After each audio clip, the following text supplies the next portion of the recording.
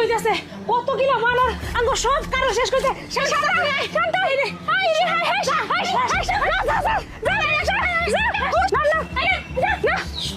এই আমি জামু না, এই গাছ আমার, এই কাঁঠাল সব আমার, আমি সব কাঁঠাল খাইয়া ফেলামু।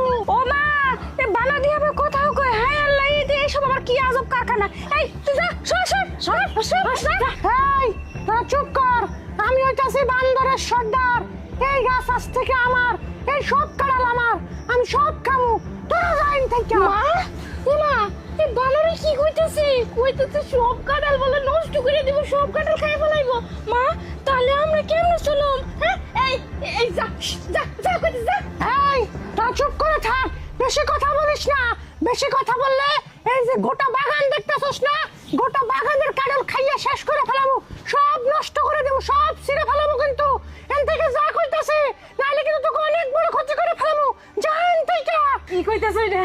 আমার গাছের সব কারণ খাই নেবে মানে সব নষ্ট করে দিবে? কি আর লেগে? আমরা তো তোমার কোনো ক্ষতি করি নাই, তুমি এই ক্ষতি করো না, আঙ্গ মাফ করে দাও। তুমি গাছের কারণ নষ্ট করো না। কি কইতাছস? ক্ষতি করস নাই মানে? আমার ছোট ছেলে, আমার ছোট মাসুম বাচ্চাটা এই গাছে আইছিল একটা কাঁঠাল খাওয়ার জন্য, আর তোর মাইয়া ওই যে মাঝখানেরটা ওই ঢেল দিয়া আমার পোলার হাত ভাঙ্গা দিছে। আমার পোলার হাত কেন ভাঙছস? একটা কাঁঠাল খাইয়া চলে যাইতো আমার পোলা, কিন্তু না, তোর মাইয়া আমার পোলারে কাঁঠাল খাইতে দেয় নাই। এর লাগি আমরা দল বল নিয়ে আইছি, তোর সব কাঁঠাল শেষ করে ফেলাম আজকা। কিরে প্রিয়া, ওই বানরের সর্দার যা কইতেছে তা কি ঠিক? তুই এই কাজ করছস? ঢিল মারি ওর পাও হাত ভাঙি দিছস? আসলে মা কাঁঠাল খাইতে আইছিল, আমি দেখলাম যে বানরটা কাঁঠাল খাইতেছে, আমি ছোট একটা ঢিল মারছি। আমি কি বুঝছি নাকি যে ওই বানরের বাচ্চার পাটা আমার হাতটা ভেঙে যাবো?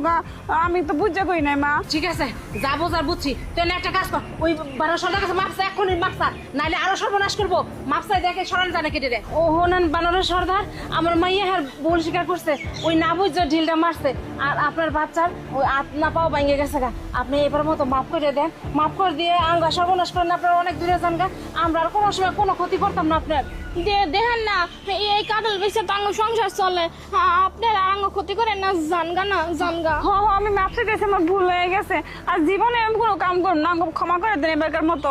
আচ্ছা ঠিক আছে, তোকে আমি মাফ করে দিতে পারি, কিন্তু একটা শর্ত আছে। কি শর্ত?